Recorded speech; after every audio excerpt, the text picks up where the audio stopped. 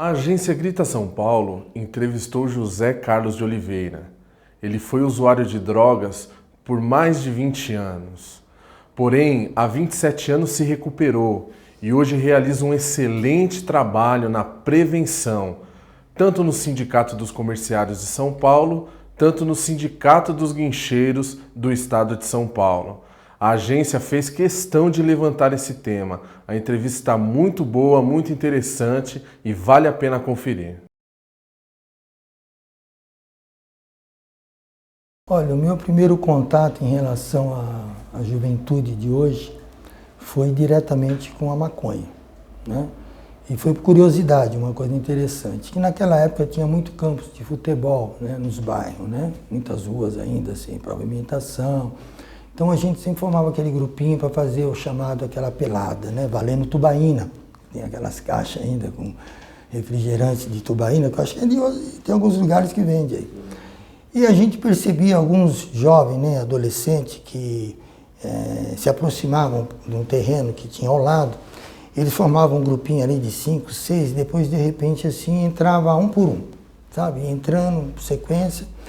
E depois de um tempo eles saíam, mas já saíam com um comportamento diferente, já assim com gingado, dando risada, assim, brincando. E despertou a curiosidade de ver o que realmente eles faziam lá, né? Porque até então a gente não tinha noção disso, né, da questão da droga. Então combinamos, eu mais 2 ou 3 colegas, de quando eles voltassem lá, a gente observar e na hora que eles entrarem no terreno a gente dá um tempo e ir por trás para ver. E foi exatamente assim que aconteceu. Aí nós entramos por trás do terreno e aí observamos eles no mato, né, tudo sentado, fumando maconha, né, outros tomando picada, né? Na época ainda eram aquelas injeções de vidro, né, grande e tudo. E depois que eles saíram e esconderam no mato, aí nós fomos lá e pegamos. E ali se iniciou realmente, né, através da curiosidade, a questão do uso da maconha, né? Foi só da maconha. Depois eu passei a conhecer outros tipos de droga, como algumas anfetaminas, né? Como psicotrópicos, e fui indo. Acabei me envolvendo, além depois das drogas, acabei me envolvendo com os próprios indivíduos, né, que realmente eram usuários. Quando eu comecei a fazer o contato com aquelas pessoas já envolvidas com drogas, que eles perceberam que subiu a droga deles e ficaram sabendo que fui eu que peguei. E aí eles não ignoraram de forma nenhuma, até muito pelo contrário, não, cuidado aí, pivete, aquela coisa toda. E depois acabei dando assim, ficando um tipo de sentinela, tomando conta das mulheres, né, que se prostituíam, e também alguns caras que chegavam com interesse de droga e queria saber onde que era vendido, então eu encaminhava para eles, né.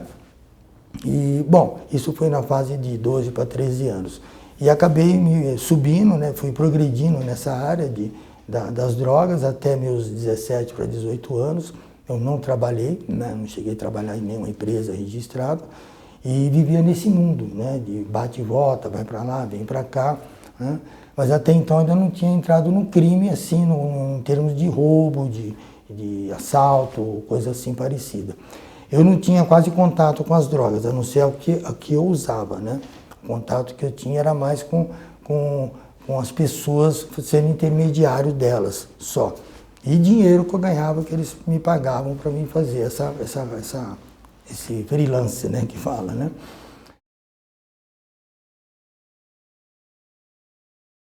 Então eu fumava um cigarro de maconha, né, conhecido como baseado, e depois eu tomava um conhaque, tomava uma caipirinha, tomava vodka, tomava Stanyeg, tomava bebidas boas, né, porque o alcoolismo começa assim, né, com bebidas boas, depois você acaba na pinga mesmo, né. Então eu bebia para disfarçar o cheiro, né, porque como a maconha tem um cheiro muito forte. Mas uma coisa interessante é que eu nunca consegui enganar a minha mãe. A minha mãe, quando ela olhava para mim assim, olhava no meu olho, ela falava assim, você só não bebeu não, você usou outras coisas também. E foi 12 anos para descobrir isso. E depois que descobriu, que eu também descobri essa outra droga, né, que mais mata no planeta, que é o álcool, aí pronto, aí foi onde que lentamente, em curto prazo, mais ou menos de 8 anos, eu cheguei na decadência do álcool, junto com as drogas. Até meus 12 anos nós não tínhamos televisor em casa. A gente não tinha as informações que hoje nós temos, não tinha videogame, né? Não tinha carrinhos de corrida, de brinquedo, né? Era carrinho de rolemã, né? Os patinetes também eram de rolemã, né? Que a gente pegava as rodas nos ferro velho e tal. Então eu acho que hoje o que mudou está favorecendo mais ainda o jovem, a criança, entrar no mundo das drogas, né? Até pelo próprio sistema hoje de informação. Porque o que me preocupa mais hoje é a questão dos pais estarem trabalhando e o filho ficar em casa sozinho em frente de um televisor. Esse é o maior perigo. E o maior ainda é no computador, na internet, que ele viajando hoje numa internet, ele vai em busca do que ele quiser. O que ele quiser de bom ele tem, o que ele quiser de ruim ele vai ter também. Não só a questão das drogas, como a prostituição, pedofilia, todos os sentidos ele vai encontrar no computador. Alguns pais se enganam quando falam, olha, eu prefiro que meu filho fique em casa no computador o dia inteiro do que ficar na rua com alguns elementos aí. Mas eles se enganam, né? E uma outra coisa que nós como pai, não temos um tempo de 24 horas de ficar ali observando o seu filho ou até que tipo de programa que ele está assistindo. Porque, felizmente, hoje, a situação que nos encontramos, não temos mais censura. Qualquer horário nobre você vê novela, você vê filmes e você vê constantemente as pessoas fumando e bebendo. A propaganda continua sendo feita. E de uma forma muito mais pesada ainda. Então eu acho que nossos governantes têm que estar alerta a isso. Tem que realmente acordar para a realidade, né? Parar de ficar se vendendo, né? Para os grandes produtores, né? de bebida, de cigarro. Porque o que dá a entender hoje, principalmente nas novelas, né? Você vê constantemente as pessoas fumando e mostrando que o cigarro é um calmante. Ah, estou nervoso, aí taca fogo no cigarro. E sempre tem as baladinhas, sempre tem as festinhas, né? E as latinhas de bebida na mão. Colocando o quê? Né? Que festa é sinônimo de bebida, ou vice-versa, bebida é sinônimo de festa. Então, ou de mulher. Ou mulher. Então você veja bem, você está trabalhando, a sua esposa também, e o seu filho está em casa, com 5 anos, 6 anos, 8 anos, ele está ali, na frente do televisor. Ele está vendo tudo aquilo ali. Só que não tem ninguém para acompanhar o seu filho, para fazer as colocações, as considerações. Olha, filho, você está vendo? Ó, aquilo ali não pode, isso aqui pode, aquilo não pode. Não tem ninguém corrigindo ele. Então, ele está absorvendo todas aquelas informações, depois ele que vai decidir. Então, aí eu falo para você, adianta fazer uma mãozinha com o número 18, dizendo que é proibido vender bebida para menor de 18 anos? Isso, para mim, é uma provocação, até um incentivo para que eles desafiem a buscar a bebida. Nem todo filho de alcoolista vai ser um alcoolista também. Claro que quando alguns acabam se envolvendo com drogas, eles acabam pegando esse gancho de querer dizer, olha, eu comecei a usar droga porque meu pai se separou da minha mãe. Ou porque meu pai bebia, batia na minha mãe, eu via aquilo, não gostava. Quer dizer, são coisas até de forma, digamos assim, positiva para que ele não usasse. Mas ele justifica que passou a usar porque viu o pai dele bebendo e agredindo a mãe. Então seria uma coisa negativa de forma dele falar assim, poxa, se a bebida faz isso, a pessoa bebe para bater na mãe, bater na esposa, bater no filho, então eu não vou beber. Então você vê que não justifica, uma coisa não justifica a outra. Então é uma coisa bem clara. Não tem nada a ver a questão de separações. O que tem a ver, sim, que às vezes são responsáveis por algumas coisas de forma inocente, porque não tem informação e não tem preparo, é a questão do diálogo. O que falta dentro de uma casa hoje é o diálogo. A televisão hoje é um aparelho que faz parte da família, sempre fez, e manipula a família.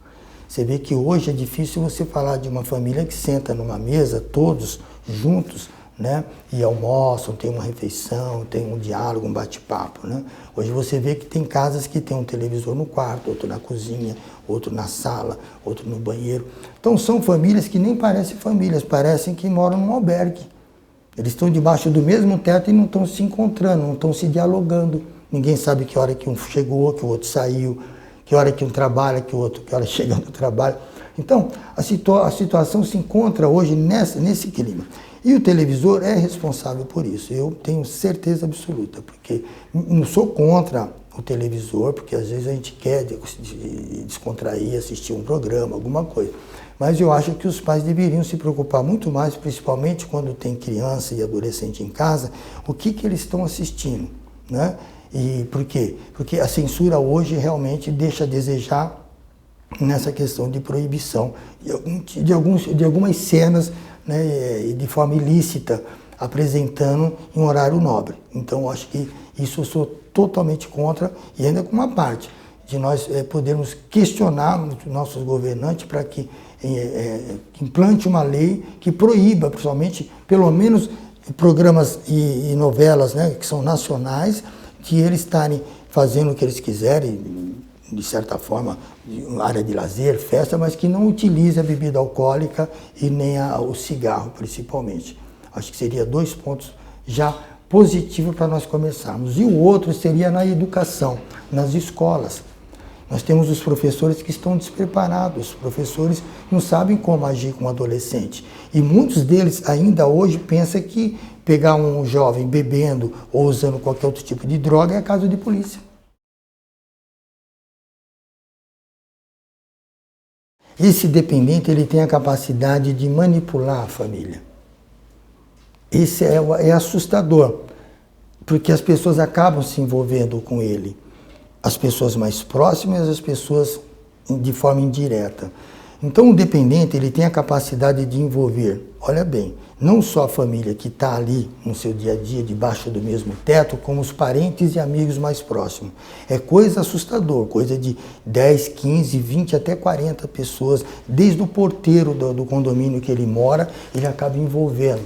A família que está debaixo do mesmo teto, com certeza muito mais. Por quê? Porque fica naquela tensão de que ele saiu, será que ele voltou, será que ele foi atropelado, será que ele bateu o carro, será que ele está preso, né? Então, eu conheci alguns casos que isso é normal, de famílias que vão pedir ajuda para o filho, às vezes para o esposo, mas que a própria a esposa também já é uma dependente. Ela já está utilizando antidepressivo, ela já está utilizando calmante. Você percebe o envolvimento como é tão forte? Porque a família acaba sendo envolvida com isso. Tem uma história de um jovem que ele manipulava tanto a mãe dele, no sentido de adquirir o dinheiro dela para comprar droga, que ele ameaçava ela de pular do 12º andar de um apartamento. Isso aqui no centro da cidade, né? Por questão de ética, não vamos citar nome. Mas era um meio que ele tinha de manipular, porque todo o adicto que nós falamos, que é o dependente, ele tem essa capacidade de manipular as pessoas. E tudo como? Através de mentiras, contando grandes acontecimentos e etc., apavorando, né? Ameaças e etc. Então esse jovem fazia isso. Depois a mãe, desesperada, que o dinheiro já estava acabando, porque é coisa de 10 minutos, vai e volta, vai e volta. Então ela foi pedir ajuda. Ela ficou 2 horas numa sala, trancado com um profissional, para convencer ela que só tinha um jeito, só tinha uma saída, para ajudar o filho dela. Era mandar ele pular. E ela entrava em pânico, porque ela falava, é meu filho, né? Uma pessoa, é meu sangue, eu amo ele, eu não posso fazer isso. Minha senhora, faça o que eu estou mandando, que realmente a senhora vai ajudá-lo, né? E aí quando explicou o papel da doença, a mudança de comportamento, a mentira, todos esses hábitos que eles, né, manipulam, aí ela acabou ficando mais conformada, voltou para casa, e quando chegou em casa, ela esperando ele, aí já vem ele com aquele, né, com aquela força toda, com aquela certeza de pegar o dinheiro. Aí foi quando ela falou assim, meu filho, olha, eu venho sofrendo há anos, mas esse sofrimento tem que acabar. Eu posso, digamos, sofrer mais 3, 4 meses, mas isso vai acabar, porque eu não aguento mais. Aí ela foi, chegou lá, abriu a cortina. Aí ele perguntou, mas por que a senhora está abrindo a cortina? É para você não estragar a minha cortina, pode pular. E foi onde que ela salvou a vida dele. Aí foi onde que ele ficou de joelho, foi onde que ele chorou, foi onde que ele pediu ajuda, e foi quando ele falou, mãe, pelo amor de Deus, me ajude. Eu não consigo largar das drogas. E muitos deles se encontram nessa situação. É que nós precisamos chegar neles, passar essas informações para eles, que realmente existe um caminho, existe uma saída. E que felizmente os nossos, né, governantes não contribuem com isso através do meio de comunicação, que é divulgando que existe esse caminho e que as pessoas podem buscar ajuda. Eu tenho sequelas, eu tenho a minha artéria da perna esquerda com 50% de circulação, né? Com isso eu ganhei 2 úlceras, né?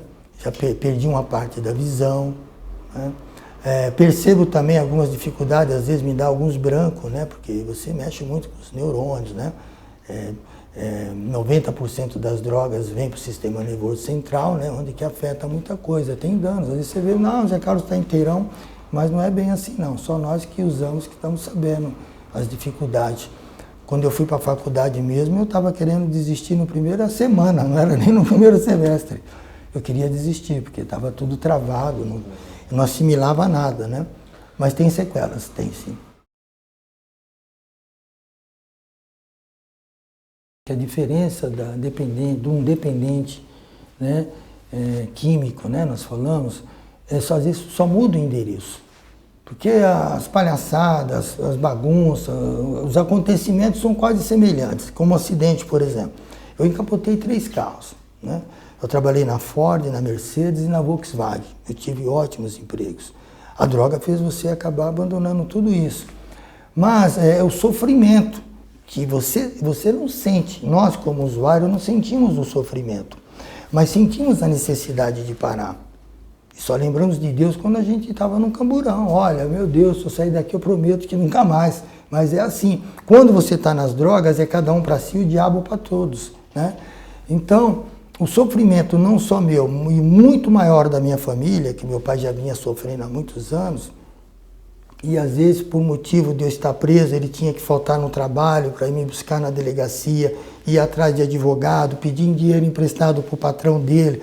Então acabou envolvendo, você percebe como é que como eu te falei, o que é a dependência? Você não envolve só a família, você acaba envolvendo um número muito grande de pessoas próximas, amigos, que nem você vê, o patrão do meu pai acabou sendo envolvido, a esposa dele, do patrão dele também, acabou se envolvendo. E foi ela que, através dela, fez um pequeno bilhetinho, escreveu, deu para o esposo dela e falou, olha, entrega isso aqui para o senhor José, fala para levar o filho dele nesse endereço aqui.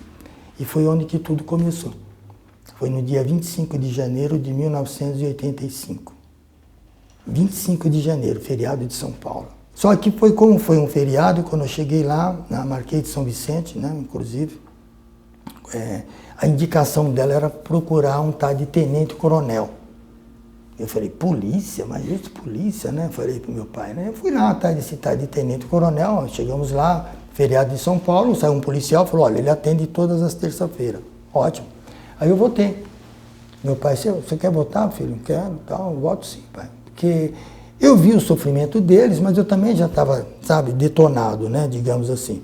Então eu combinei com meu pai e falei, não, eu voto. Ainda eu lembro que nesses 4 dias, do dia 25 até o dia 29, eu ainda fumei, assim, um cigarrinho de maconha, de leve e tal, mas não bebi. Porque o último porre que eu tomei foi um mês anterior, que foi no Natal. Eu tomei um garrafão sozinho de vinho, sozinho, dentro de casa. Meus pais tinham ido para casa da minha irmã, passar a ceia de Natal, e eu cheguei em casa, peguei um garrafão da empresa, né, que eu trabalhava, que eles dão um garrafão de vinho, né? Eu tomei o garrafão inteirinho. Foi o último porre que eu tomei na minha vida com bebida alcoólica, né?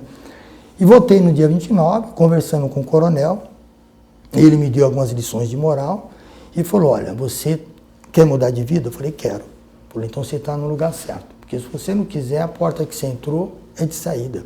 Foi exatamente essas palavras dele. E eu, no meu subconsciente, eu falei, poxa, eu vou provar para esse cara que eu sou mais, eu me garanto, eu vou ficar nesse negócio. Ele falou, olha, você vai fazer um juramento depois, no final dessa reunião, que leva o nome de Deus. Você pode enganar todo mundo, mas você nunca vai conseguir enganar você mesmo. Esse juramento não é para o seu pai, para sua mãe, para os seus irmãos. Esse juramento é para você. Falei, tudo bem, fiquei lá. E nessa que eu fiquei lá, conheci vários outros colegas lá que frequentavam outras entidades também, com o mesmo gênero, tudo. E comecei a frequentar a Associação Antialcoólica do Estado de São Paulo, os grupos do AA. O NA, na época, não era nem NA, que é os narcóticos hoje. Quando surgiu no Brasil, era TA, Tóxicos Anônimos, depois que mudou para o NA. participei de alguns grupos, fui diretor da associação, fui diretor do Centro de Recuperação Humana. E aí fui crescendo, aí eu criei a coragem de não ter vergonha de falar para as pessoas o que eu fui, porque para mim é passado. E isso eu me sinto uma coisa como um fortalecimento.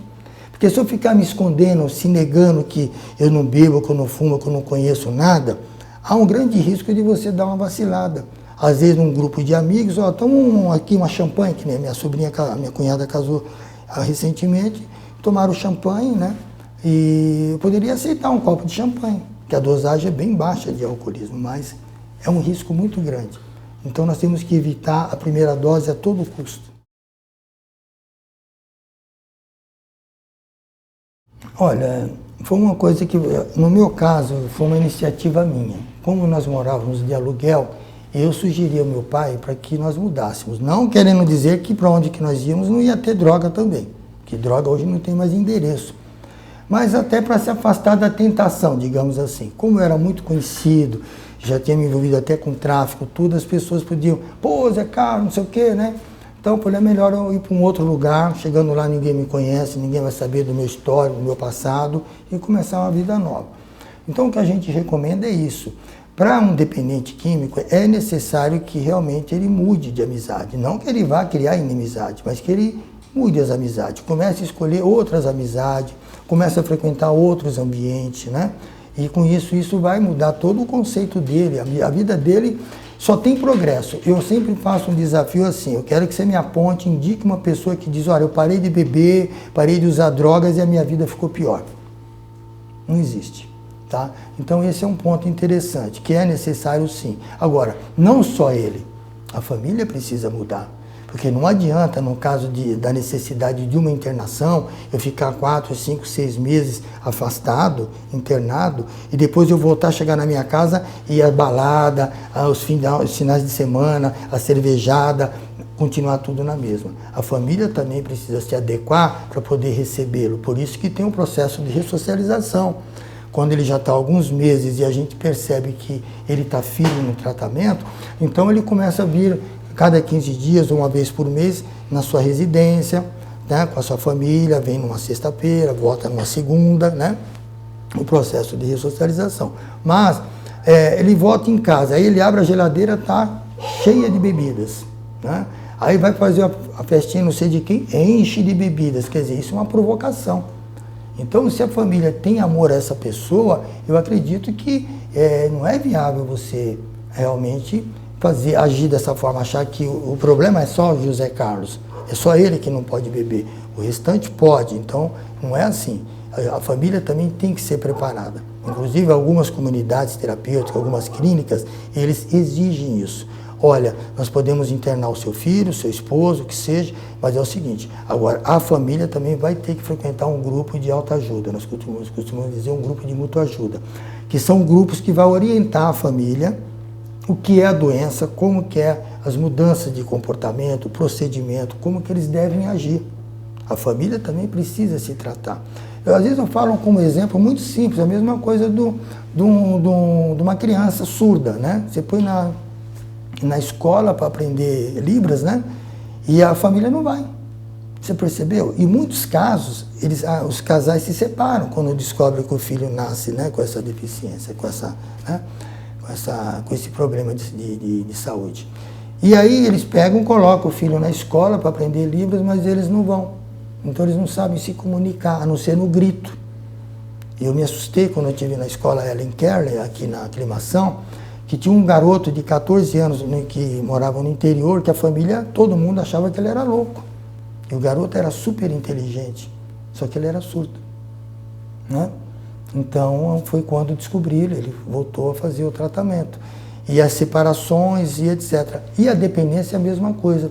Tanto eu como dependente tenho que fazer meu tratamento, mas a família também é obrigada a fazer esse tratamento. Porque senão vai pôr tudo a perder, todo aquele tempo que ele ficou internado, passando pelo processo de desintoxicação, de conscientização do que é a doença, e aprender a conviver com ela e chegar em casa, baladinha, bebidas. E outra coisa, às vezes algumas indiretas, né, que a família também não está preparada. Isso aí era um bebum, isso aqui era um drogado, isso aqui era um nóia. Então, começam essas provocações e por esse motivo muito só acontece a recaída.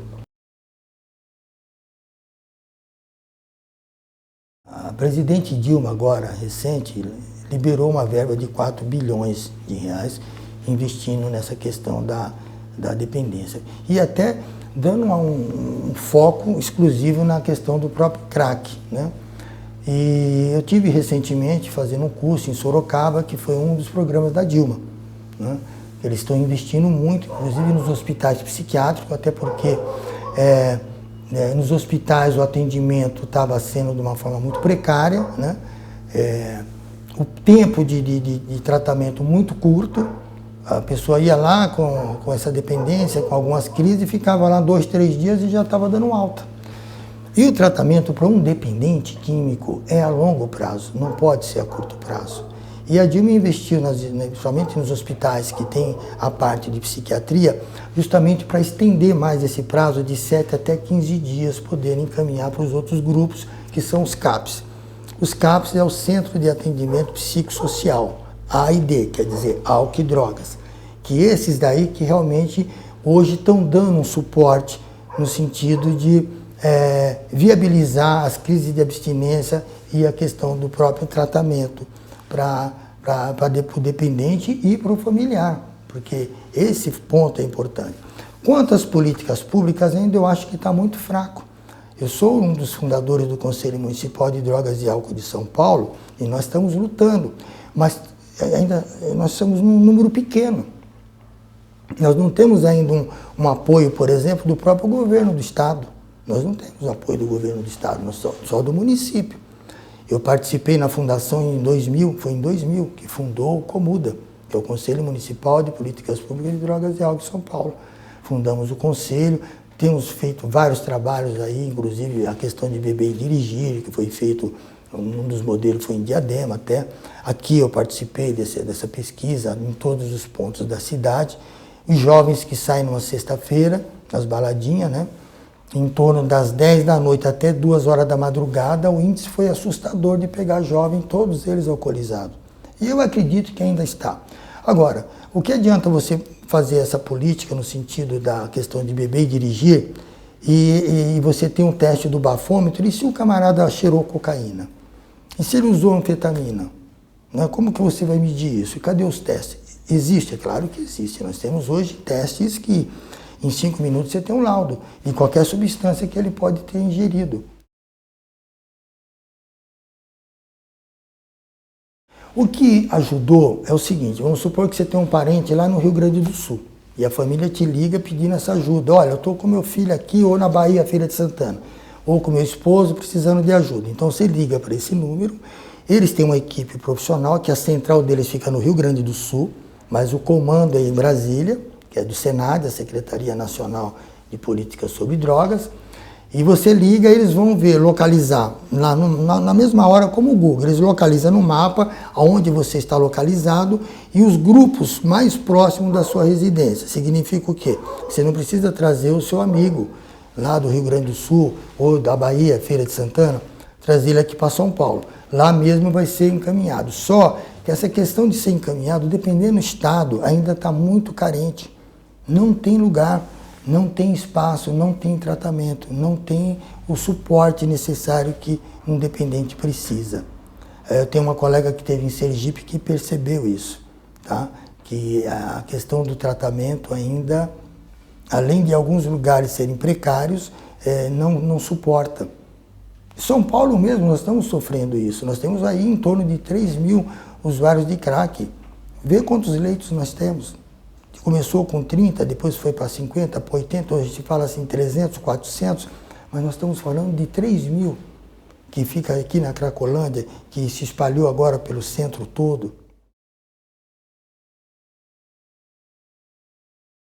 Porque quando você é forçado a fazer uma coisa contra a sua vontade, será que vai ser aceito o tratamento? Será que você vai aceitar o tratamento? Será que você vai entender que realmente você precisa parar? Em que situação entendemos que é necessário tomar essa atitude compulsória? Olha, você vai, por bem ou por mal, queira ou não queira, você vai ser internado. Nós temos uma relação de várias clínicas, de acordo com a família que nos procuram, né, da necessidade deles e financeira também, aí nós podemos estar encaminhando. Esse é o nosso papel. O atendimento é gratuito, não é cobrado nada. Hoje nós temos uma equipe, né, profissional, eu sou terapeuta, a Risanda, que é a nossa assistente social, e o Marcos, que é o nosso psicólogo. Então nós temos uma equipe profissional que dá o suporte para essa família. E não é só para os comerciários de São Paulo, tanto que é que lá no Chicão, com os guincheiros, se tem um trabalhador lá também nessa situação, a gente encaminha para lá, faz o atendimento, faz encaminhamento, sem preconceito de categoria ou sem discriminação nenhuma. Olha, os resultados a gente considera hoje, pela estatística que nós temos, é que o índice é baixo ainda. O índice de recuperação é baixo. De 100 você acaba ficando com 10, com 5%, às vezes até menos. Agora, esse índice pode ser maior na empresa. Se você implanta uma norma dentro da empresa para identificar aquelas pessoas que estão doentes, né, que precisam desse tratamento, então o índice de recuperação é maior.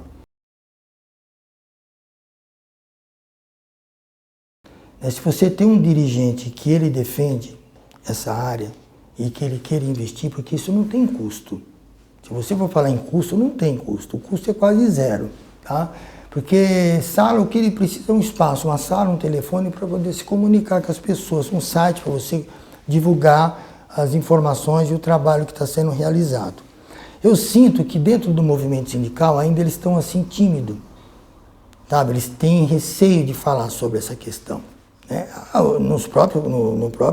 Na própria Assembleia Legislativa, né?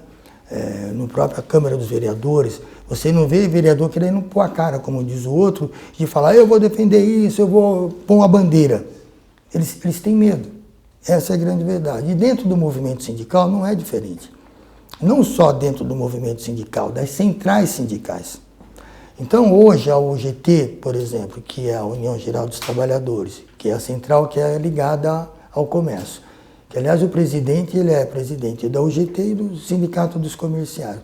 Ele já tem essa visão social. Pra você ter uma ideia, ele pegou um morador de rua e trouxe para dentro do sindicato justamente para trabalhar nessa causa. O Anderson viaja hoje o Brasil inteiro. Vira e mexe, ele está com a Dilma para lá e para cá, para lá e para cá, tentando ajudar essas pessoas que estão em situação de rua, porque ele viveu na rua durante anos. Nós temos a questão da parte de formação política, a parte de formação profissional, e tudo isso dentro do sindicato. Precisa ver o dirigente, porque o Patá, por exemplo, foi um cara que eu estava na Avenida Paulista, numa manifestação em frente à Fiesp, e conversando assim naturalmente com ele, falando dessa ideia de o sindicato investir nessa área, né? Passando essas informações, não preocupando só com o trabalhador, mas sim com quem está atrás dele, a família dele e tudo. Na hora, até um dos dirigentes chamou ele para o caminhão de som, mas ele passou para um outro colega, um outro diretor, e falou assim, olha, conversa com ele aqui, que foi o Cabral, falou, olha, conversa com ele aqui, vamos tocar esse assunto, esse negócio para frente. Você viu, eu estou há 10 anos lá fazendo esse trabalho. É difícil? É difícil. Como costumava dizer na Associação Antialcoólica, é mais fácil você passar um camelo no buraco, no buraco de uma agulha de que de trazer um alcoolista ou um alcoólatra na associação. Então, você tem que sempre estar divulgando, trabalhando, indo em busca. Por quê? Porque ele só vai te procurar ajuda quando a corda estiver no pescoço, quando a água estiver chegando aqui. Aí sim ele vai pedir ajuda, vai pedir socorro. Mas nós temos uma parcela de culpa porque também não divulgamos. Mas o comerciário divulga. Quase todo jornalzinho sempre tem matéria. Se você entrar no site do comerciário, tem lá. Tem um link lá, você abre, você vai ver a última palestra que eu realizei agora, inclusive na Cipate do Atacadão. Foi 2 palestras, de manhã e à tarde.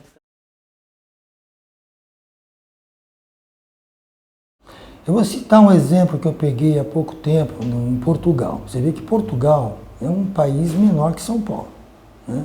Em torno de 11 milhões, 12 milhões de habitantes. Foi descoberto lá numa pesquisa que em Portugal tinha 1 milhão de alcoolistas. 1 milhão de alcoolistas. E desse 1 milhão, 700 mil eram crônicos. Para você ver, em proporção, a coisa é assustadora em Portugal, né?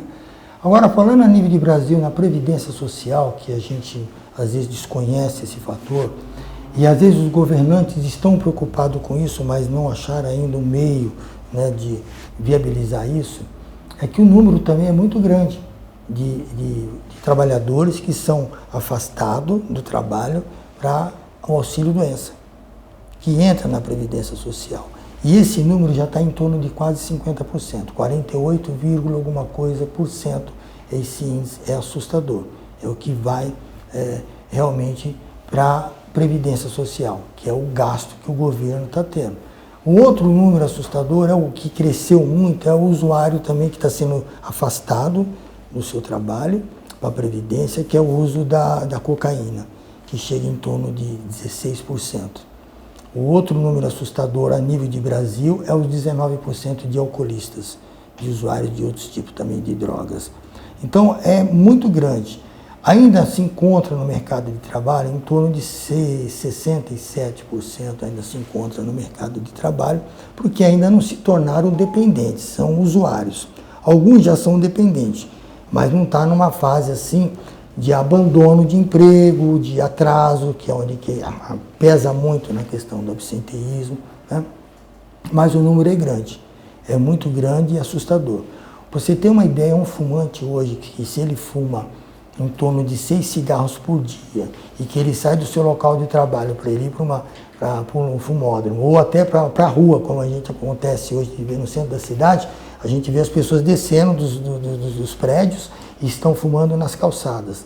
Só esse tempo que ele sai do seu local de trabalho para fumar e voltar, considerando 15 minutos por cigarro e considerando 1h30 por dia que ele está gastando, tá? A empresa hoje está tendo um custo altíssimo de quase 2 meses por ano só de pagar para o cidadão fumar.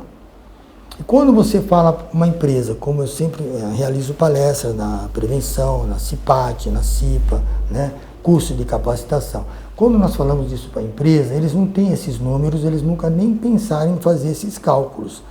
Mas eles também se preocupam muito com a questão da produção. Quando você fala de fazer uma palestra de 40 minutos, de 30 minutos ou de 1 hora, eles ficam preocupados, porque eles acham que estão tendo prejuízo, sendo que o prejuízo está sendo muito maior deles estarem se negando até de passar essas informações para os trabalhadores. Então é um número assustador, mas tem um caminho? Tem. O meio de comunicação, podemos estar divulgando esse caminho, esse trabalho. É um trabalho de formiguinha, mas que dá para chegar longe, porque hoje nós temos grandes empresas, tá, que já estão investindo nessa área realmente de conscientizar o trabalhador e até de encaminhamento para o tratamento. Então, depende da cultura, né? Que é o caso da Indonésia, daquele garotinho que os pais pediram ajuda, que fumava 2 maços de cigarro por dia. Ele veio a falecer, felizmente, né?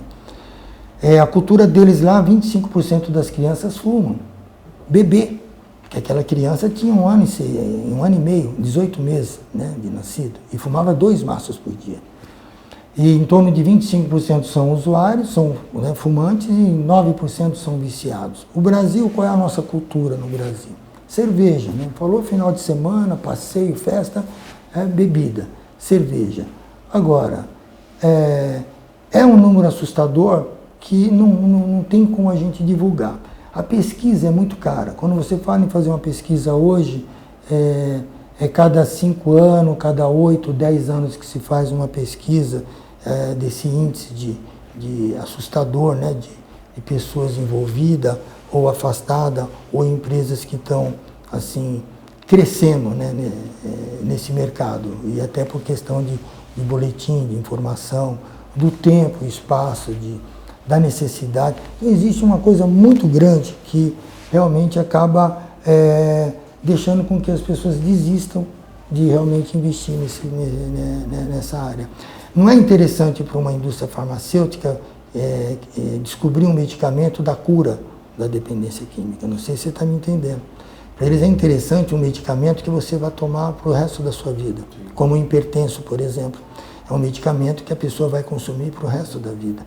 E eles inventaram um medicamento para cura, então eles vendem, curou, acabou, então acabou a epidemia, acabou a doença. Então não é interessante. E é triste que eu vi isso no rádio.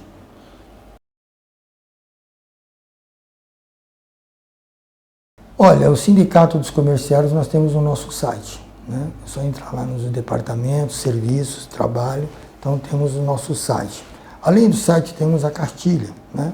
A cartilha que também tem os telefones para contato. 2111 1714 e 2111 1877.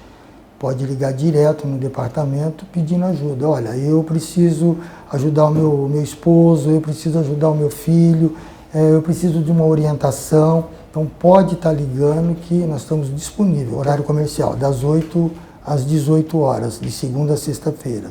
Caso queira, pode também entrar direto no meu celular, que hoje é 98905-1931. Esse meu celular fica 24 horas ligado. Eu trabalho, né, com a Fundação Casa, né, há muitos anos, desde 2000.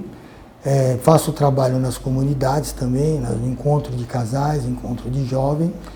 E a minha especialidade também é nas empresas, né, que são na semana da CIPAT, né, que eu realizo palestras de sensibilização, de prevenção. E vai de acordo com o público, o que a empresa ou a comunidade quer. Olha, eu quero realizar uma palestra com os pais, então um método que nós vamos usar totalmente diferente. Com jovem é um outro método também que nós vamos estar usando. Com crianças é um outro método que vamos estar usando. Porque é uma língua diferente que temos que estar passando para que eles possam entender o objetivo desse trabalho. Então não é difícil, é só ligar e realmente entrar em contato conosco e de finais de semana, entrando em contato com o meu celular, estou à disposição para qualquer empresa, independente do segmento, se é do comércio, se é dos metalúrgicos, se é dos gráficos, se é dos químicos, pode estar solicitando as palestras que a gente pode estar apresentando, né, também o nosso trabalho, como que funciona, além de cursos também de capacitação. Por que curso de capacitação? Porque às vezes é necessário você capacitar um grupo de pessoas, por exemplo, do RH da empresa, o pessoal da área da CIPA, técnico de segurança, a chefia, a gerência, para eles poderem ter conhecimento e como eles têm acesso maior, né, que eles podem circular com mais facilidade dentro da empresa, eles podem estar sendo esse agente multiplicador de informações e também de captador, né, para poder ver qual é aquele jovem ou aquele trabalhador que está, às vezes, por desvio de conduta, alguma coisa, se identificar e poder encaminhar para nós.